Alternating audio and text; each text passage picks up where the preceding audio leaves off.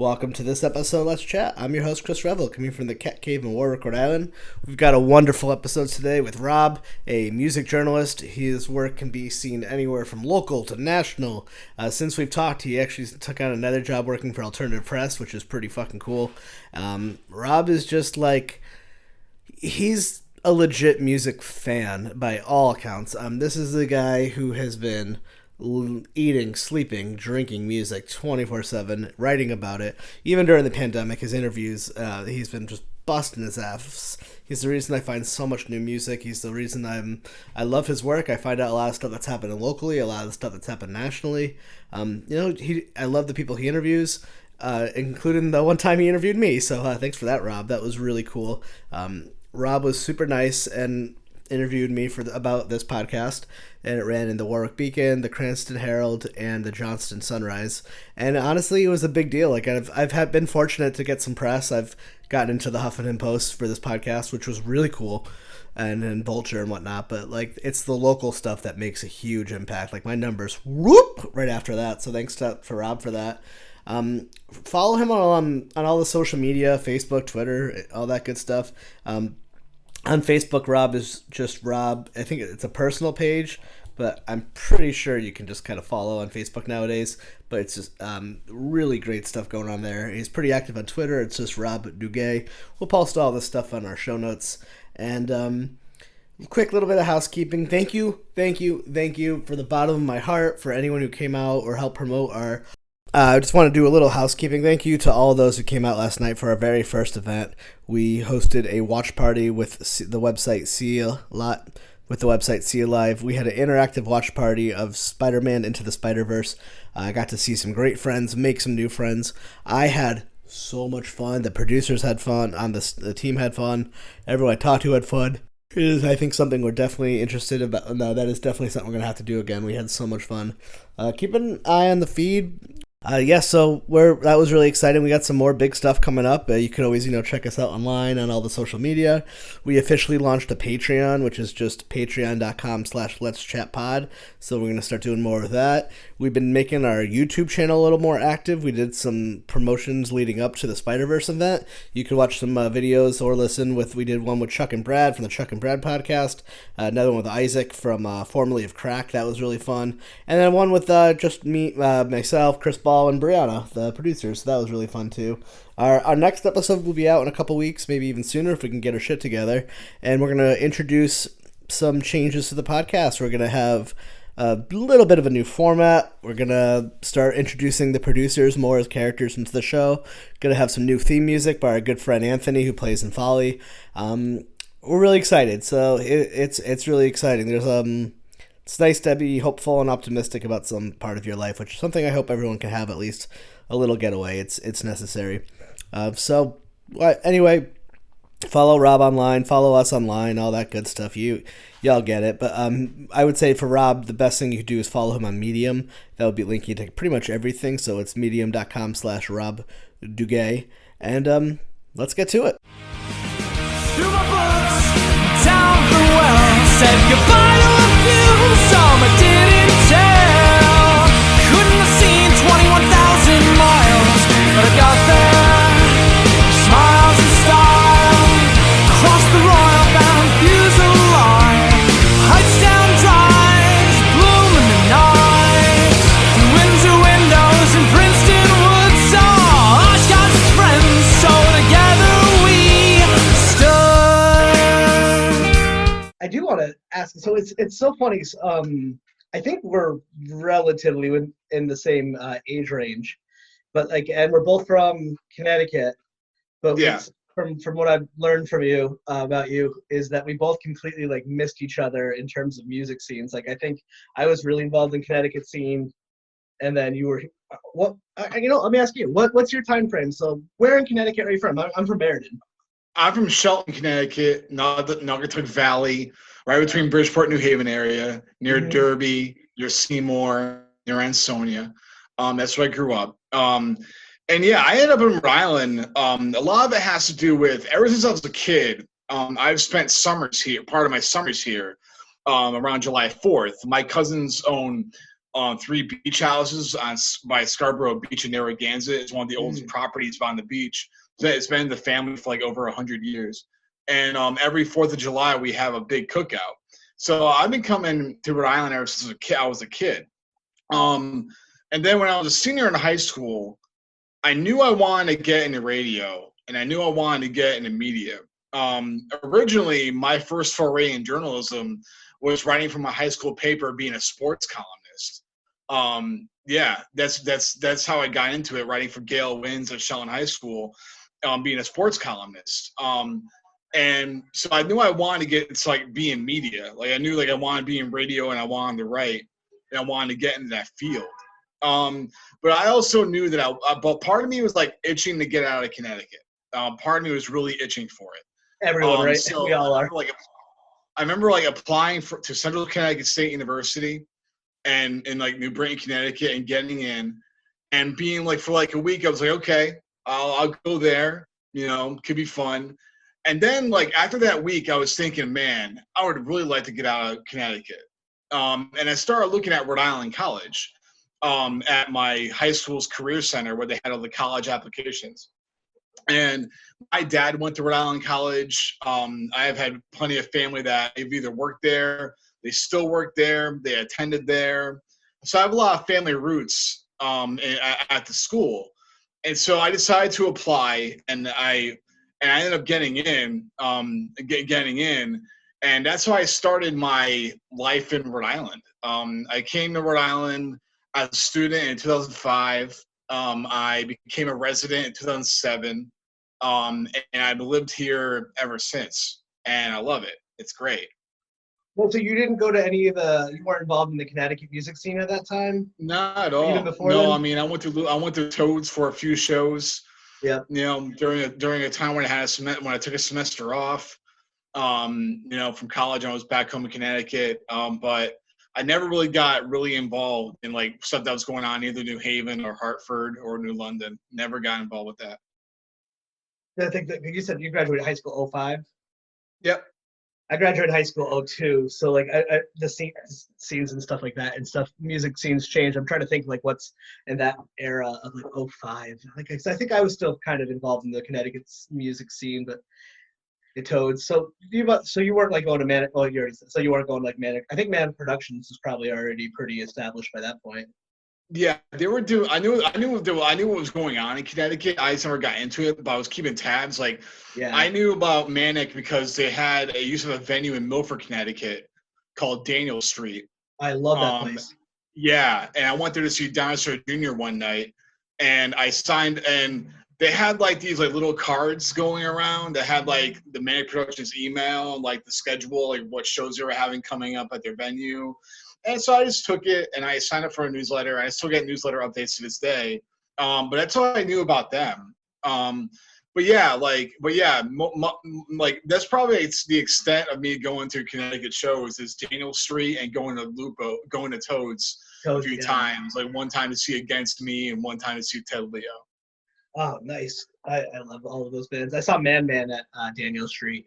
I think Great band. In Milford. Sick band. Really cool venue. It was a really cool spot, like 200 capacity spot, really nice, right in the middle of like the nice part of Milford, like right by the harbor, which like is a really cool spot. Yeah. I remember going like, I had never like been to Milford, and I was like, what the fuck? This place is beautiful. Why have you never come here? Got Archie Waters. Really cool room. Yeah. I really like that place. Yeah, when I was in high school, so it was probably like 2000, or maybe I was out of high school, like 2002, 2003. I was like a lot of kids in the scene. Like I tried to book shows. I wasn't very successful. I maybe only did a couple, but the one of them I did do was with I booked a show. I was right before Manic became Manic. I was my friend, like our group of friends was friends with a lot of the kids, like Flaming Tsunamis, Killamore Records, like those guys from Guilford area. Like so I booked a show with Mark right before it became Manic. So like Manic was like, I wonder how he's doing. It's been a while, but that's crazy. It's so funny too, because you kind of seem to go east, where I eventually came here, but my whole life brought me west. I always went to the scene that I fell into was Connecticut, New Jersey, a little bit of Boston, Western Mass, a lot big Jersey bands, a lot of New York, Jersey, stuff like that. But I have a complete blind spot for the Rhode Island scene. Like I actually remember like our friend's band actually wearing their shirt Folly. So I know you knew who they were once and I got very excited. Yeah, I knew Folly. Yeah, I have one of their albums on my iTunes. Oh, that's so awesome. Yeah, they're like actually. Yeah, I was just texting with some of those dudes today. A couple of them today, and I remember like we would be in Connecticut and we would drive pretty far to see them. Like I remember like if they were playing in Providence, we'd be like nah. Like there were times when we would drive to go see them at like All About Records in Taunton, and but that would be it. Like we never came to Rhode Island. I don't know what it was. I had a complete blind spot to Providence. I think it just had like growing up or my part of Connecticut, like Rhode Island was not well respected or like I never heard of Waterfire. And I moved here in 2011. So I started visiting here in 2010. And so I grew up 2 hours away. I love it here. And I find that like people like us, for everyone who moves to Rhode Island loves it, and everyone who grows up here hates it. I think it's kind of that's kind of a natural thing, though. I mean, I think a lot of it has to do where, like, I mean, maybe like my thing looking back at it, like when I moved here, was that like I really wanted to get out of my home state. I really wanted to get out. And I guarantee there's probably people that either regret not leaving their home state in Rhode Island or are younger than me and feeling that itch and they don't know how to get it out and they don't know where to go. So I think it has something to do with that. Where like, you know, you're seeing the same people, you're dealing with the same thing ever since you're a kid. So like, definitely, you know, it could be like the repetition, the redundancy, you feel the redundant feeling of everything, living where you grew up, kind of can come into play with that maybe. So what pulls you into music? Because I know you said you wanted to do like media. You already knew media from a young age, and also I don't know much about sports, so feel free to try to sprinkle in as much as you can. It's kind of funny how I got started into it. I've always been a music fan. Like when I was a kid, I used to watch Behind the Music on VH1. I used to watch like Fuse when they had like Julia hosting the metal show Uranium. Did you watch Steven's Untitled Rock Show? Yes, I did. Watch that. And like when MTV would have like they tried to bring it back, Headbangers Ball, and it was like in an early it was not that great with Jimmy Josta, but at the same time, like growing up in the 90s, like getting to see all the music videos when they still did music videos in MTV was wicked cool. So I've always been a fan of music. And also, I grew up a big sports fan. Thankfully, to my grandfather, a lot had a big effect on that because we would always watch games. And I'm still a sports fan and a music fan. And so getting into music actually started in a really funny way. So joining up when I went to Rhode Island College, the radio station 90.7 WXIN, the only way to listen to it really in your car to get a really clear signal is you have to be on campus. If you're not on campus, you're better off listening to it online, or you're going to play the game, the infamous radio game. If you're in range, you might be able to hear it in Smithfield, or you might be able to hear it in Warwick. It's a really faint signal. But it's really like, college radio at its finest. Like, there's a really faint radio signal. You're lucky if you get it. And so, like, knowing that, I knew that it was going to be really tough to get, like, a listenership. And I didn't want to be a guy that was talking to myself for 2 hours about sports when nobody was listening or nobody called. So I decided to do a music show. I remember doing my first music show with this kid named Kevin, who's actually a former journalist at the Providence Journal. Now he's doing something else now, but he was doing something with the Projo for a while. And we did a show together. He left because he got really busy with school. And I ended up taking a slot over and did a show called Kicking Out the Jams. Then in 2008, I became the alternative rock director there at the station. And one of my duties as the alternative rock director was booking our annual rock hunt, our annual battle of bands. And I did that for 3 years straight, 2008 to 2011. And it got me really involved with the local scene that way. And also we were like, Rick is also a music school. So we also had like music, like kids in the music scene already going to college here. So it was really kind of made it easier to foster a community that way around the station. Yeah. And that's how I got in. I kind of fell into it that way, really, because I felt more comfortable doing a music show than I did doing a sports show at a radio station that, you know, didn't really have a wide listenership because of college radio. Well, we were like, at least if you're that part of your life, like now the adult in me, you're like, I want a career path. Let me find, all right, let's see, journalism. That seems stable. All right, let's go even more niche. Music and sports, the two easiest journalisms that people work in forever. Yeah. But you do it, and that's what's so incredible.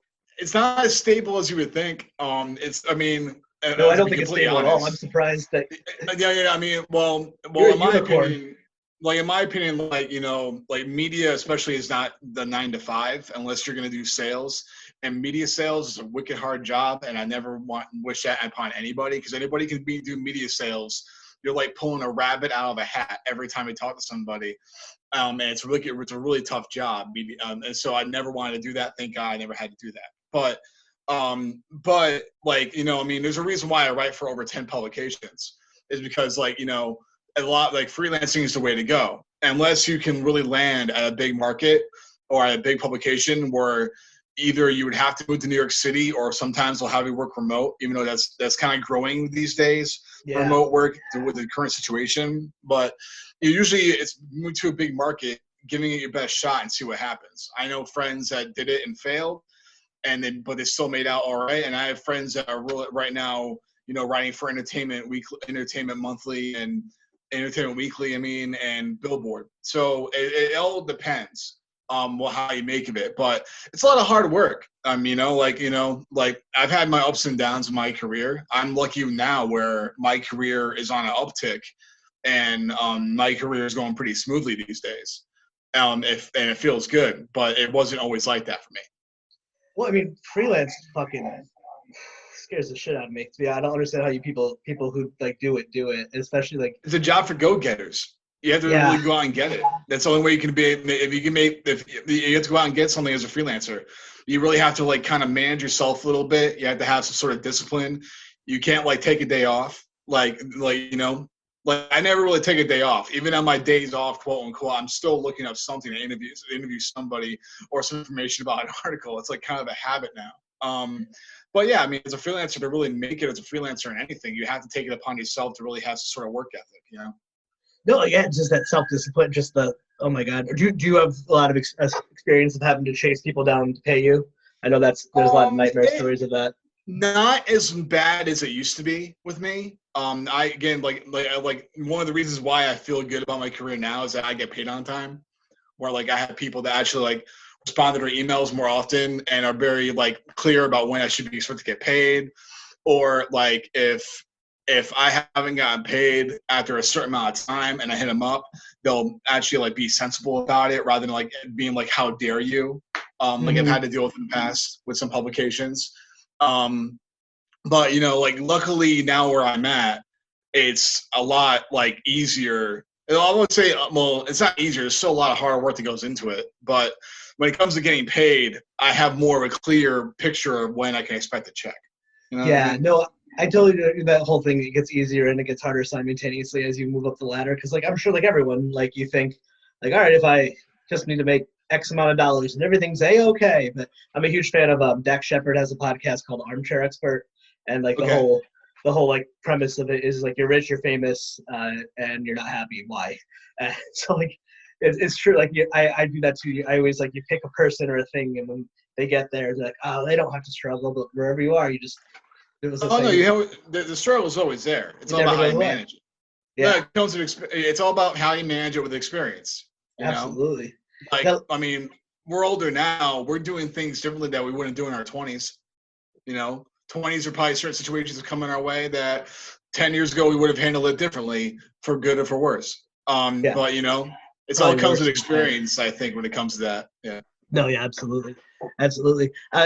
So it's like alt rock, because I look through, like I see a lot of the interviews that you're doing in more recent times. You kind of jump all around, which I think is really cool. Like, but what's your kind of go-to music non-professionally? Like, rock? Like favorite genres.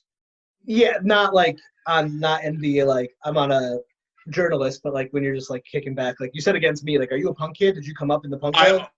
I love punk rock and blues music.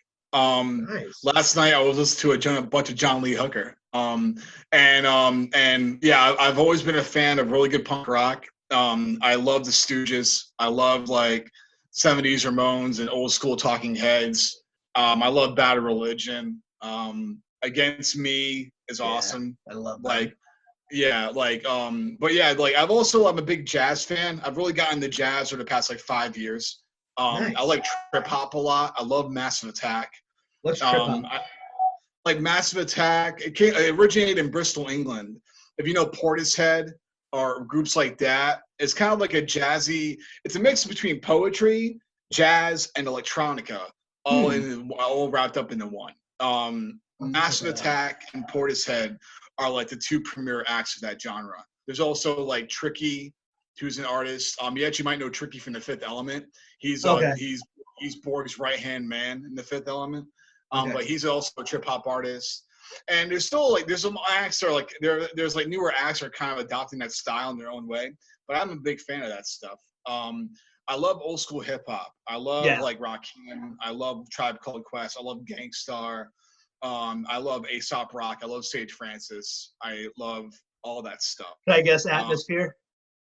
Atmosphere is awesome. Slug. I've interviewed Slug twice, and he's the man. That guy's great. Yeah, wicked nice dude. I know little pockets of underground hip hop. I have like some friends from Oakland who are very into the scene of that like underground hip hop scene of that era. So good. I don't know a ton about it. No, it's great. I highly suggest diving into it and just looking for records and doing some Wikipedia searches. That could be fun. But yeah, I mean, as a journalist, I try to have a very diverse, like, music taste because first off, it helps me out. I don't like to put myself in a box as a writer. I like to be able to talk to like different types of artists, different types of people, rather than like saying, oh, I'm only going to interview punk bands. I'm only going to review blues records. Like that, I don't think that really makes the profession worthwhile, in my opinion. You have to really get outside the box, listen to new stuff that you're not really used to. Don't be afraid to get something like experience a new style of music that you're not really that familiar with. So that's what I think helps. But I mean, like I'll show you if you were up at my apartment, I will show you my iTunes library. You'd be like, I have everything from like Led Zeppelin to like Mary J. Blige to like some like band from Lithuania. Like so. No, I think that's fun because that's the worst thing when people get old and jaded and like they just start like they'll never hear this, but I have one of my really good friends is like one of those good human being overall, but like no movies are good after 1989. Like one of those people just like completely shut off, and like I mean I still definitely feel like I feel guilty to like only listen to the same music for the last like 10 years. Like a new band to me is like 10 years old. Like and there's like nostalgia for youth that comes with that too in music. Like, a lot of people listen to music to be nostalgic, to get back to reminisce about their youth when they had a lot more exciting things going on in their life. And there's nothing bad about that. There's nothing bad about that at all. But like your interviews, like, because sometimes like you'll interview someone like I'll share like, oh, my dad loves Richard Shindell. This is crazy. Yeah. And then you'll interview like, you had interviewed Greg Proops, and I was like, oh my fucking God, I was so jealous. And that show got canceled. Yeah, I got canceled. I might still write it though. I'll let you know about that. If I had the time, because like I have like all these old interviews because of the pandemic that are just sitting around in my computer. So I might do like a lost interviews series from Medium just because to pass the time. If I have time to do it, I'll do it. I've been thinking about it. I might do it after 4th of July. But don't guarantee on that. Yeah, or you could just hire someone if you really got to that point in your life. When you get like, my dream is to get to the point where I have that cool idea and be like, and I'm gonna pay someone else to do it. Like do the transcripts. Maybe. Yeah, maybe. That's one thing that's like kind of the bane of the music journalism existence is transcribing interviews. That's always going to be the bane of my job. Which I mean, the best feeling is after you're done doing it, after you're done transcribing a piece and you're done. It's like a big weight off your shoulders, but it's when you're getting into it, it could be such a pain, especially when the recording's awful. I've had to do some where like the recording is not so good, and it could be such a pain where you have to listen to the recording 5 times straight just to make sure you got something right, the quote right. And then even just the idea, I've experienced this too, like just getting used to your own voice. You're like, is this what people hear? Oh God. Yeah. No, you did say something earlier that I cannot ignore because it's something I don't get to talk about nearly enough. Is you said behind the music, I was obsessed with that, with Behind the Music, because remember there was a window where it was MTV News and VH1 had some of the most incredible like journalistic series, and there's like a golden age. Like remember they had Biorhythm, which is a show that was like a documentary series that was only told through music, but there's no words. Yeah, like I remember like being a kid watching the Biggie one, and it like destroyed, like made me cry, and I was like a young man, be like, whoa. It was beautiful. And then there was like an era, and then like Behind the Music left, and then it came back, and they got really shitty. But there was like the early ones were all like the metal bands. They were all the original ones were awesome. Like the Motley Crue one. Yep. The Motley Crue one's insane. The Metallica one's insane. The Metallica one's insane. The Chili Peppers one is pretty crazy because they're really getting into the hair. Because they really get into the heroin addiction that the whole band really suffered from, and how John Frusciante nearly died. Like they don't joke about that. Like during the 1 Hot Minute recording sessions when he got kicked out of the band, he was nearly going to die that year in '95. Yeah. And he finally cleaned himself back up. Like they show, like the one thing about that series is that they have the footage they had. Like I don't know how they convinced some of the musicians to like let that stuff be shown. Because like the John Frusciante one thing I'll never forget is when they show a video of John Frusciante all like withered away and like half himself in the mid '90s, completely suffering from withdrawal from drugs. But he looks so sick. It looks like he's about to die in a week.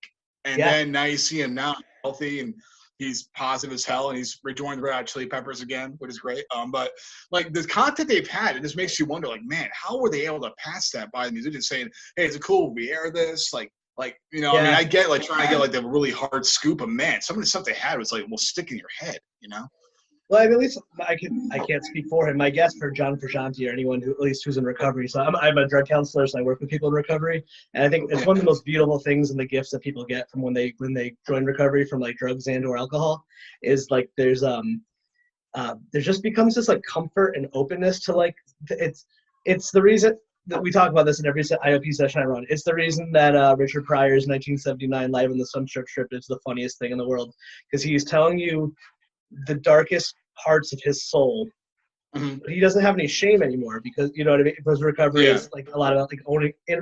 He's done, recovery is doing the inner work. So I'm sure for Shanti it's the same thing. It's just like that. It's the greatest thing of like when you go through recovery, you come out on the other side, and it's also Richard Pryor being the greatest comedian to ever live. But I remember loving that. The TLC one was one of my favorites. That was a good one too. Yeah.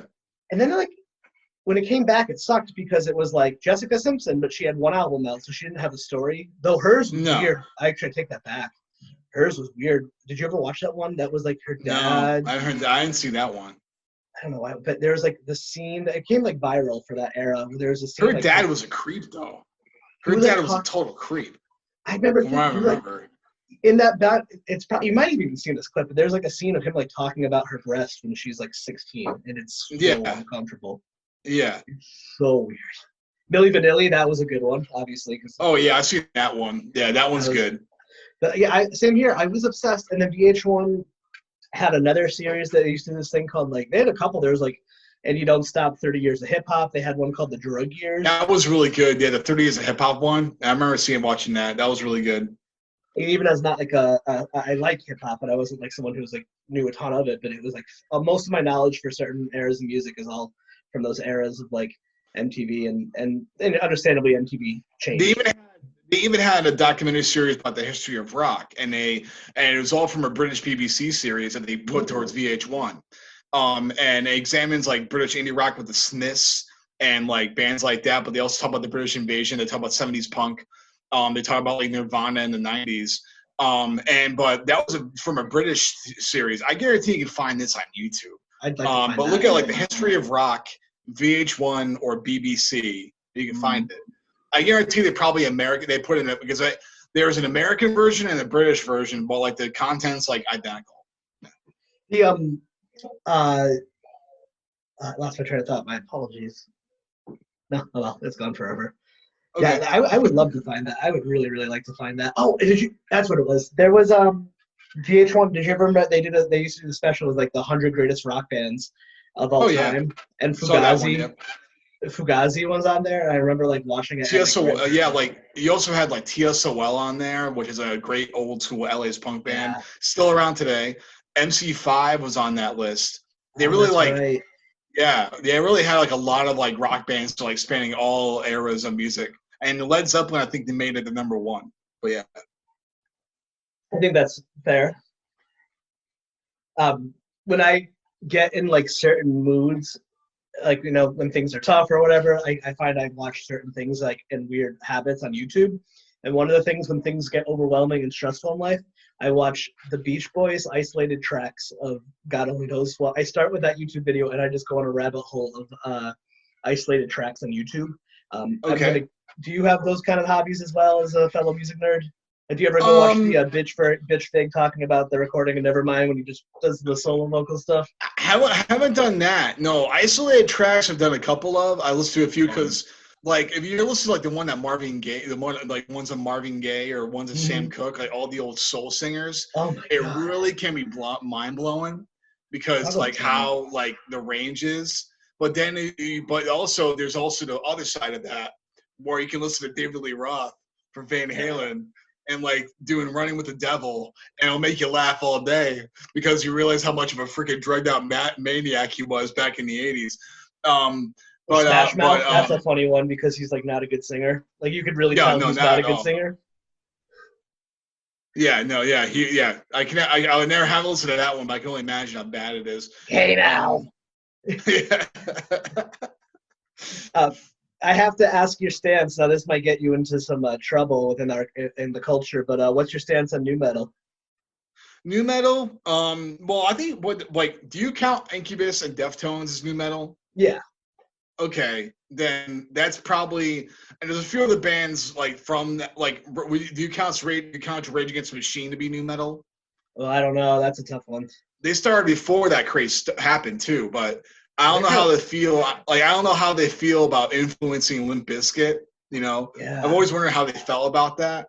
I have a theory I want to test on you. It's like low key. I think new metal led a lot of people into punk rock because it's how I ended up finding punk rock was from my new metal friends, like unintentionally, but like that was. Not everyone starts with their Ramones records. Sometimes you gotta listen to like Green Day or something first. But like, yeah, with me it was the Ramones. That's like the first band because I knew about I Want to Be Sedated ever since I was a kid. And my mom, whenever I sang it, my mom was like, "Don't sing that. You don't know what it means." And then like Green Day, Dookie came out, and that was a big record. Growing up as a kid in the '90s, and also like Weezer, kind of. You could probably put it in there. It's like that's the gateway band for a lot of things. Yeah. Yeah. I missed Nirvana. all those. Also, like I'm a child of the grunge era. I love all those bands. But yeah, so take it all back for like I low key new metal kind of low key backwards me into that world unintentionally. All right. At one point, I was really into a band called Head PE, which is like a rap. Oh yeah, band. I know that band. Yeah. There's some. My stance is that there is some good new metal out there, but a lot of it's garbage. Yeah, a lot of it's horrible. But yeah, it's like everything, especially these days. Like I interviewed Johnny Marr from the Smiths one time, and I talked to him. Bury the lead. Yeah, and I talked to him about like this era of music, like him starting out in the '80s, being influenced by punk rock. And now we're like he kind of is like the elder of the music community, and in Britain, and like how like everything's at your fingertips of music. You can go on Spotify and find anything, or you can go on YouTube and find anything. Yeah. Apple Music, you can find anything. Everything's at your fingertips. So there's no like classified hip genre anymore. It's pretty much like whatever you want. We have the endless marketplace, but there's positives and negatives with that.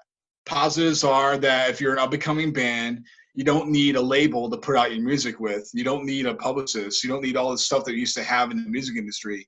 You can just, get your garage band program together on your iMac and hook up your instruments and start recording, and you put out a demo track, and it'll help you get some shows or whatever, or people listen to your band. But the negative is that there's so much crap out there.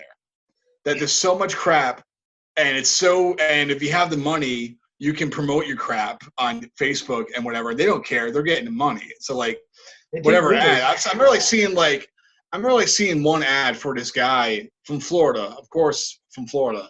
It was a guy advertising on Facebook about how he remixed a Rob Zombie song.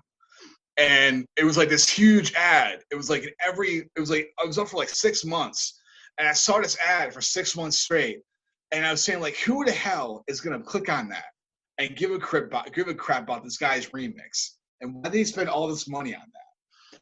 That's a good example of wading through the crap that we have when it comes to music. Because if you really want to find what you're listening to, like I have an advantage. I have record labels and PR firms sending me music every week. So I have an advantage where like I can pick and choose what I want to listen to and write about and, you know, enjoy and hear stuff that other people are not really hearing. But for the regular Joe Schmo who's trying to get into music, you really have to look. You really have to look. You especially with the way the radio is now, like music radio is just regurgitating hits. It's not really showing. So you really have to take it upon yourself to really do some surfing on the web and do some diving in either on Spotify or whatever, and depending on your shuffle, whatever, you know, to really get some new fresh stuff. You know what I mean?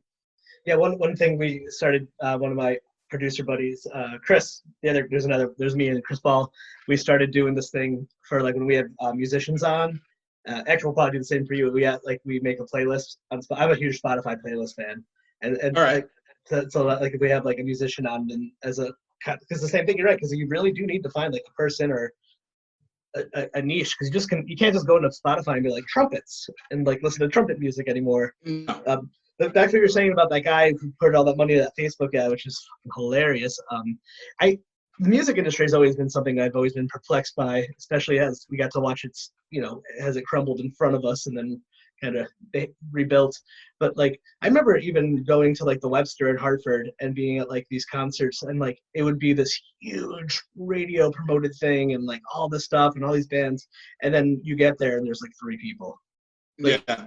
I've definitely seen like those radio rock bands. Like, it's always been seen that the whole industry seems to have always been a bit of smoke and mirrors. And I'm glad to see that's never changed. But yeah. One thing about today's music, which is I'm really interested in, one of the many reasons I'm so excited to talk to you is I heard this idea, but now it's like music has kind of become like genreless. Like I was listening to like Post Malone, and I'm like, I don't even know how. It's like kind of rap, it's kind of emo, it's kind of EDM, and my 3-year-old loves that song Circles. So okay. Say what you will about that. And then like I like, I kind of want to like, part of me like wants to be like, these damn kids. But then I go on YouTube and I'm watching him doing like a quarantine cover set with Travis Barker of Nirvana, and he's killing it. And I honestly makes me kind of I like it being genreless on a personal level. I'm curious as to your thoughts if that makes your job harder when you're like, I don't think it makes my job harder. Like I mean, I like it. I mean, as a person, like, I'll tell you right now, I can't stand the genre classification. It's a double-edged sword in the highest degree, because like it's like I mean, like when you like it just gets silly after a while. Like look at metal music now. How many subgenres are in metal music? And you can go on Wikipedia, you can find like 200 subgenres. I mean, and then you have people come up with names like crabcore and stuff like that, where you don't really know what the hell it is, and do you really want to know what the hell it is? And like you have like all these different names for music, for styles of music. And as a writer, like I have to use these names in an article to describe what I'm writing about, because especially to the casual fan, or else you're not gonna have any idea. But like some of these genre names can be really absurd. And that's why I can't stand it, because sometimes I just gotta laugh, because I mean, when I hear like crabcore, or when I hear like, like funk crunk or whatever, like future wave, like what the hell does that mean? Like, and it's all like just a similar sound to what you've heard before, just with different tones and structures. That's really all it is. But But it's just that so when it comes to like the genreless movement, I guess I don't mind it. I've always been a fan of when musicians fuse styles together to create something original. I've always been a fan of that. So so when it comes to that, I don't mind it one bit. Yeah, I mean, I'm wearing a Folly shirt right now. They're a hardcore metal ska band. Like, I Yeah. don't know how you, or I mean, if we have 6 hours, we could debate the emo term if you like. You know, Oh, like God. talking about that. You know, like I Well, then interviewed. then you're getting into certain eras of emo, and there's like you can write a book on it. Someone You has. can, yeah, Hey, because that's a very complex name in itself. Because that's like one of the names of like it's like alternative rock. Because alternative rock, you have to go by eras. Yep. Emo, you have to go by eras. You know, with emo, are we talking about like the '90s when you had like Jawbreaker and Sunday Real Estate, or are you talking about the 2000s when everything went poppy? When you had like Fall Out Boy and when you had bands like that. So or what are you going like, or are you going to the new stuff? Whereas like bands like Basement from the UK, or or any other bands, like a bunch of emo bands that are around. Like I was listening to a band today that's coming out, has a record coming out on Friday called Remo Drive. They're considered themselves an emo band. They're on Epitaph Records. And they put out a new record on Friday. So for example, like but so this like alternative rock has eras.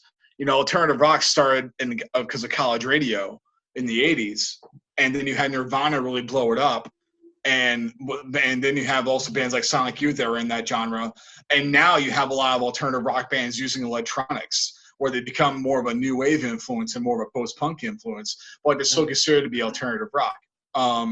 So you have to go by eras of that. You know what I mean? have you been to the website isthisbandemo.com? No, about to look it up after this. Tom Mullen, who's like I guess the unofficial, well, I guess official like emo fighting for the genre. He has like it's a blog and a podcast. It's called Washed Up Emo. It's really great. Okay. He was on here a long time ago. Good guy. But he started the emo nights in New York City. Then there was like a whole lawsuit with another one trying to copyright it. But he's like a genuine like he worked for labels and stuff like that. Like Okay. Wash Up Emo is his hobby, but like by profession, I think when I talked to him, it was a few years ago. He's working for Sony, but he had worked for like Epitaph and all that stuff. But I remember the interesting because he's like really trying to reclaim that term because it got such a bad word. Because like when you say emo, most people want to go to make fun of like you're talking Mike Hem and Fall Out Boy, but like people who are like from the emo world, like that was like 10 years, 15 years after the later fact. Like some people will be like, I mean, you can go forever, but like nothing's emo after Rites of Spring or Sunny Day Real Estate or whatever. Like, I mean, I personally grew up in the screamo area, which I love. I'm a fanatic of that stuff. But so I know it's funny. I always say it's ska and emo are the two genres that are the most misunderstood. Yeah, I can see that. Ska's making a really cool comeback, which is great. I love ska. Because they're bringing you have bands like the Skints from the UK and the Interrupters. Like kind of like bringing like the Interrupters has more of a '90s style from like the '90s California vibe going on, where the Skints they're like melding like hardcore punk with straight up reggae and R&B, and it's awesome. What are they called? And so it's really the Skints. They're from the UK. They're from the United Kingdom. Yeah, the Skints. They're awesome. They're great. Check out their record "Swimming Lessons" that came out a couple years ago. Yeah, it's really good stuff. But yeah, like that's really cool to see. It's really interesting to see like the Specials put out their first record last year in over like 30 years. So like, hey, did you know about that? No, I did not know that. Oh man, it's wicked good. It's wicked good. But yeah, it's nice to see that genre coming back in a really serious sense, rather than being like kind of a parody of itself. You must be familiar with the site The Hard Times. Yeah. They did Ska. It's one of my favorites. They did Ska Week. Never seen that. What was that? I don't know what it was, but they'll do like every so often they'll make a theme, but they did like a week. It was like Ska Week. Okay. Sometime last year, but it was just great to see like a bunch of like Hard Times Ska articles. That's good. I have to check that out. Because one of my favorite ones, which was it was like opinion Streetlight Manifesto isn't ska, they're good. Yeah.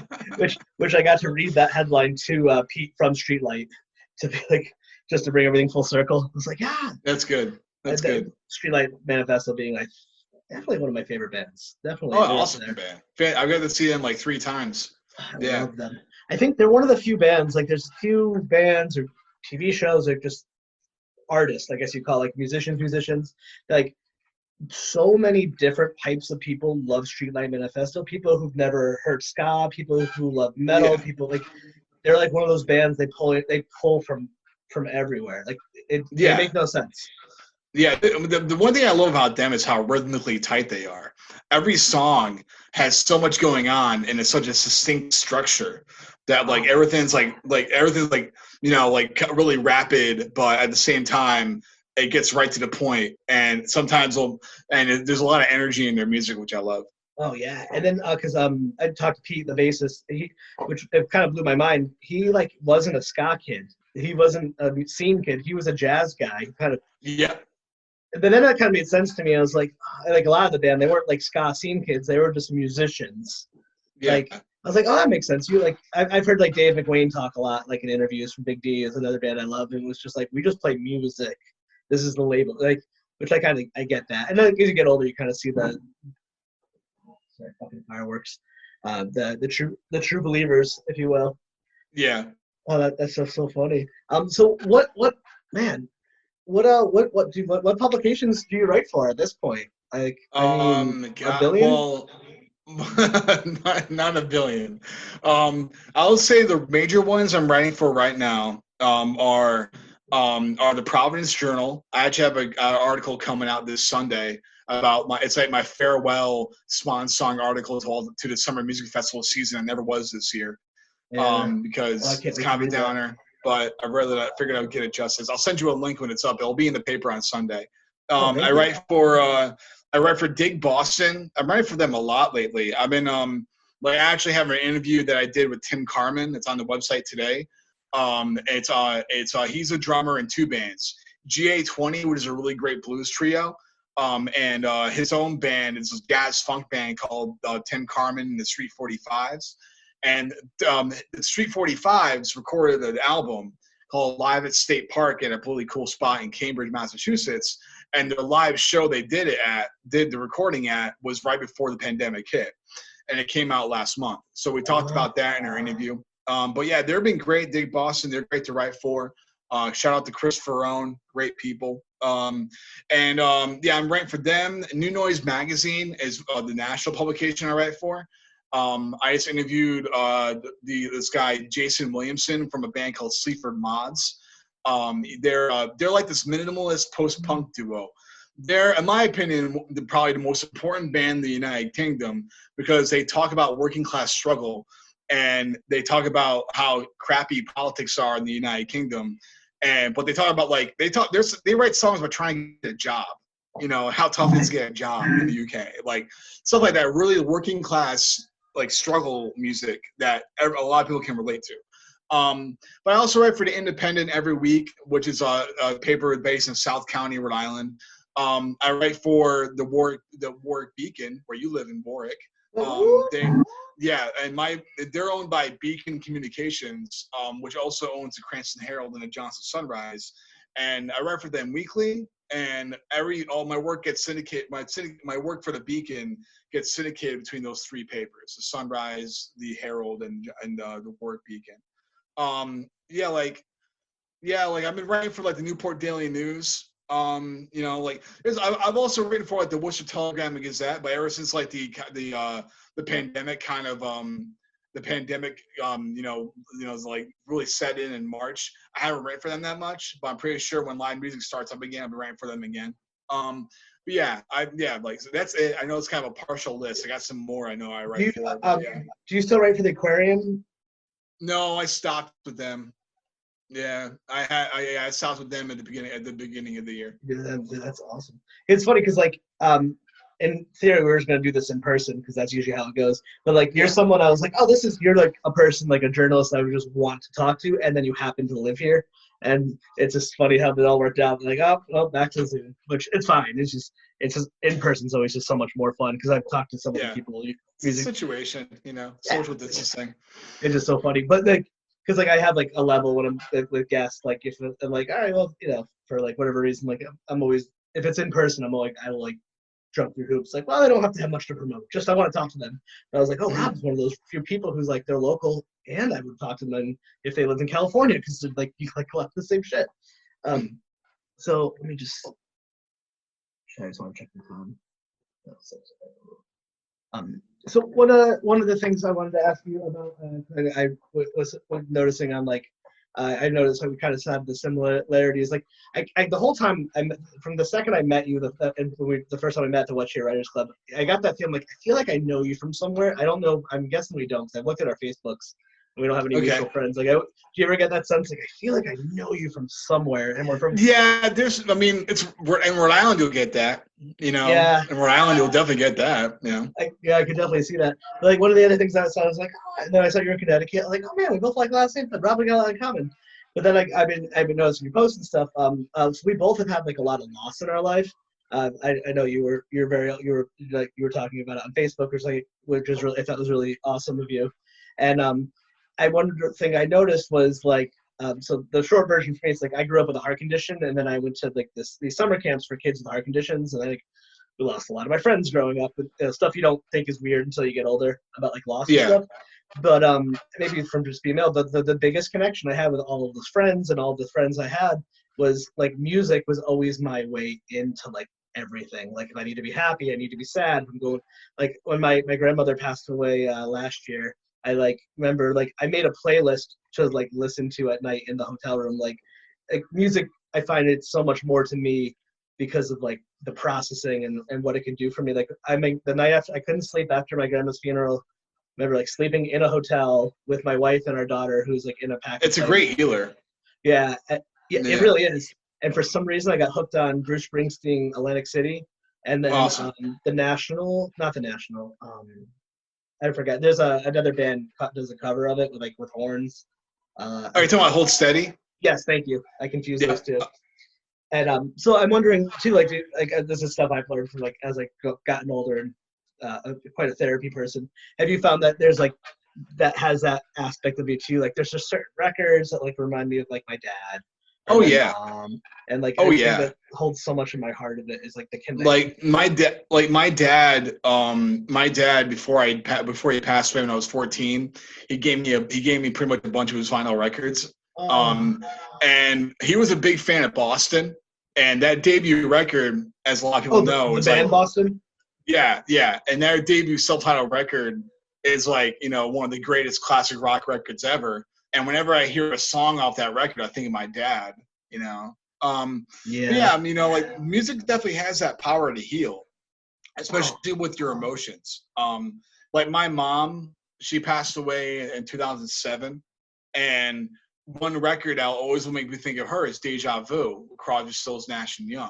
That has like Woodstock on it, and it has like Teach Your Children Well, and like and songs like those songs.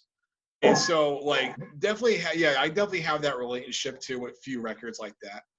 Whenever I hear James Taylor, I think of my mom. She loved James Taylor. And sometimes too, like they don't my memories, they don't make sense. Like there's if I hear Coheed and Cambria's Favorite House Atlantic, it reminds me of my friend Ken, who he took his life a few years back, and like there's just it's just stuff like that. It just like and sometimes if I like really like especially like live music, like there's those moments where it's like the closest to I don't know if you get like real off into woo-woo world, I guess you call it like astro projection or like time travel, but like there's moments like I've been at concerts or just been listening to something and just like so in it, and like it's I'm not someone who's done hallucinogenics, but I imagine that this is the closest I'm going to get to it and stuff like that. But yeah, like I remember I remember my wife and I saw like Fun at Lupo's, and Nate came out and did The Gambler, and just like I'm just I just an experience. I guess now I'm just getting sad about the fact that we probably won't be seeing a live concert that way for a long time. Yeah, I'm being optimistic about that whole thing. I think well, if you look at Rhode Island and look at our numbers, they're pretty low. And Phase 3, which is coming up in July, that's going to have like you can have like 75 people in one space. Yeah. So it's all about, in my opinion, like us locally in Rhode Island. Two things are important. Us getting through July without any setbacks, where we don't have like a rise in cases where it freaks everybody out, or and second, after that, it's gonna be interesting to see how like Gina Raimondo handles the borders for people traveling into the state. Like you say like you're a kid from like Attleboro who's a big music fan, Yeah. and you find out that Rhode Island got lucky and we're all completely reopened and everything's fine in Rhode Island, but Massachusetts is still shutting live music down. Are you going to try to drive to Providence? Of course you are. So it's all about like, are we going to let people from like that area of Massachusetts come into our state? Are we going to let people from like Eastern Connecticut come into our state?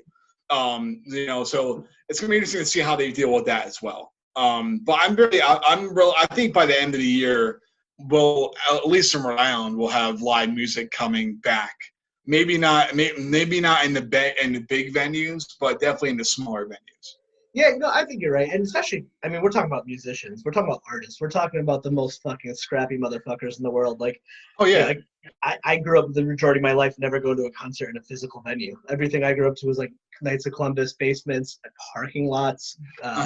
Cops shut down a show, and the arrogant sons of bitches went to the town center of Wallingford, Connecticut, and played a gazebo. And that's Jeff Rogan. You must know Jeff Rogan. He's Jeff Rosenstock now. He's like, yeah, that was his old ska band. Like, yes, yeah, you know, you're right. We were talking about like the most resourceful motherfuckers in the whole like planet Earth, like musicians. Like you're not gonna. It's the funniest thing. I was in talking with Benny from the Gaslight Anthem, and he was like, we were joking around. It's like, man, all those years making fun of dudes on the guitar. Now it's like the perfect time to be a dude with an acoustic guitar, because you like a drummer. Not as many people want to sit on YouTube and watch drum videos as much as you're gonna want to watch like. For live streaming though, folk music is where it's at, you know. Yeah, like I'm curious to see like what the unintended consequences of these things will be. On the positive side of that, it's different.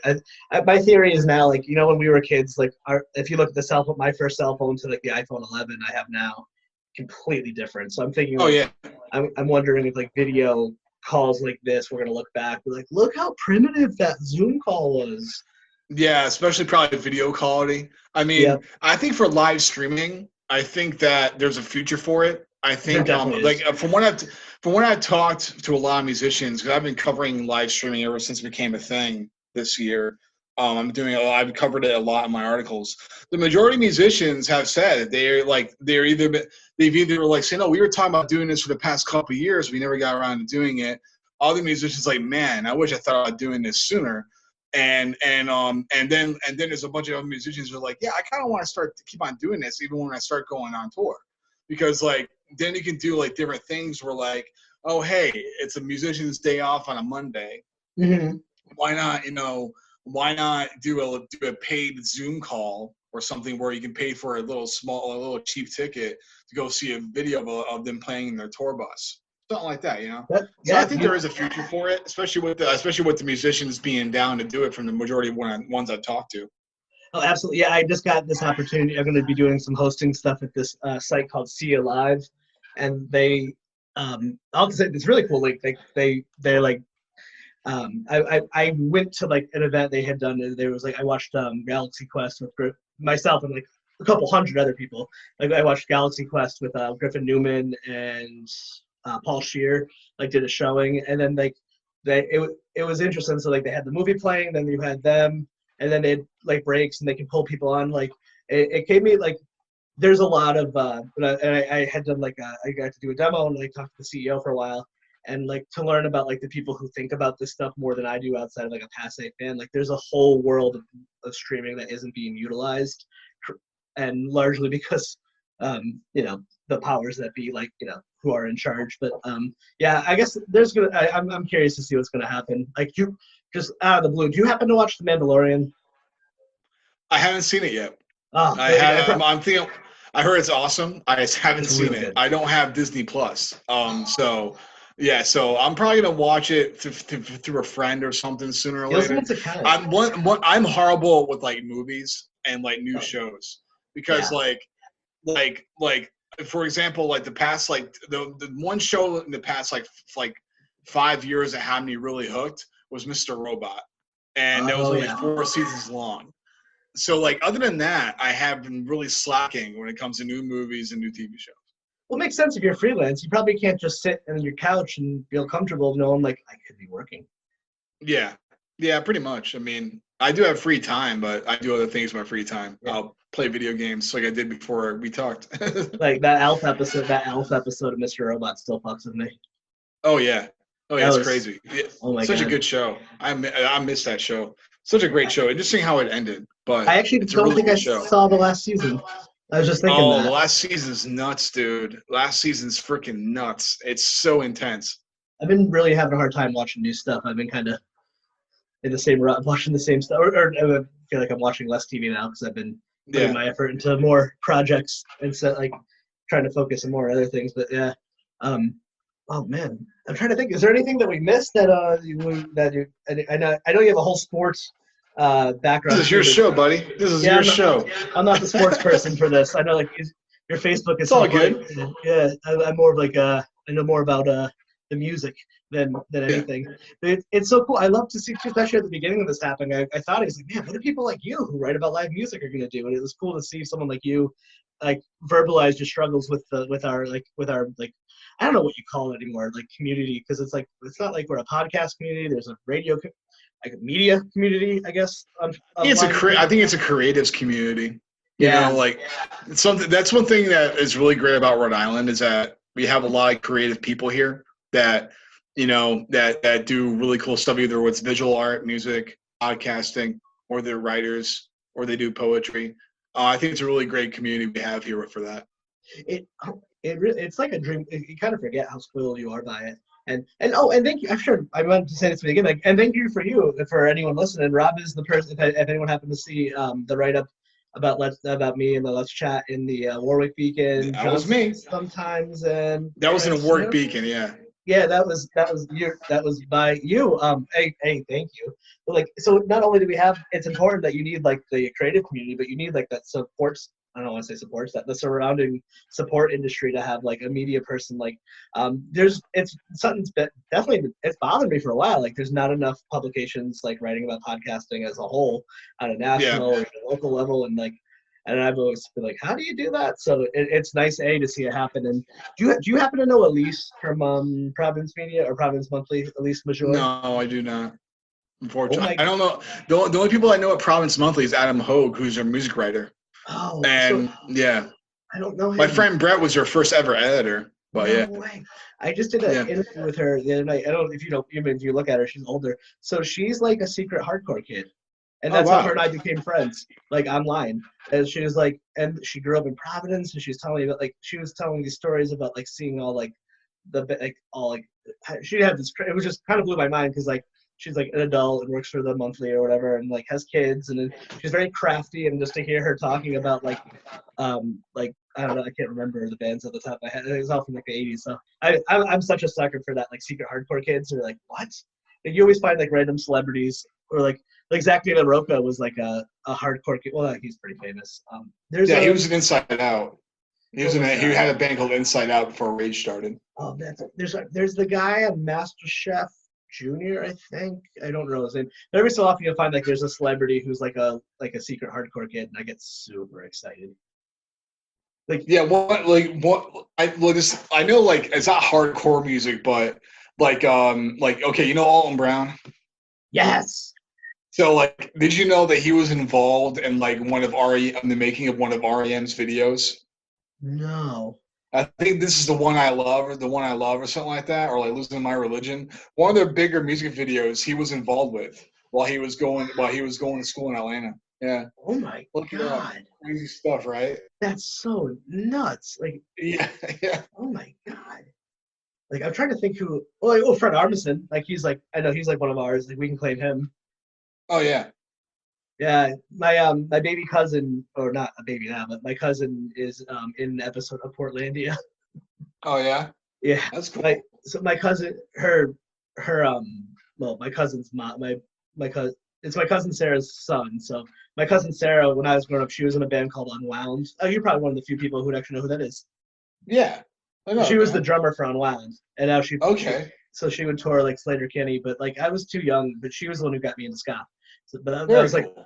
yeah, but yeah, she played it, and then now her ex-husband, her husband, or now her ex-husband, but she was married to Aaron from Red Fang before they got famous, and through that whole thing too. That was Wow. funny. Yeah. Yeah, he funny like him too. Like, funny thing, like same thing. He was like a biochemist, and like he was like 40, and the band took off. You know, it's like Wow. That's hope for crazy. me, right? Yeah, I remember like last time I saw her, I think probably like a funeral or something. She was like Oregon, but like we were talking, and I was just asking her like how touring changes, and like I think the last tour that she had gone on, she was doing drums with Corinne Tucker from Slater Kenny, and like they all brought their kids to like Japan. Oh Like, wow. do you ever see that documentary, The Other F Word? No. That's all like with father. Yeah, I'm such a sucker for that stuff too. Like I love, yeah, that's all about like fatherhood, and I think the lead singer of Lost City of Angels. No, not I forget. Lost Pro. So about the guy like letting to leave his band, but that was a really good doc.